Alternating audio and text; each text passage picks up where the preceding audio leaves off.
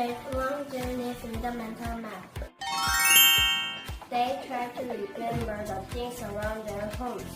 While they are traveling, they use the sky like a compass. Landmarks like coastlines also help them find their way. On the way back home, they use their memory. They look for familiar things like sounds and smells. Animals remember the things around them and make a mental map. Animals start traveling for their goal. And first look at the sky or other landmarks to know where they are. Animals follow a familiar sound or smell to find their home.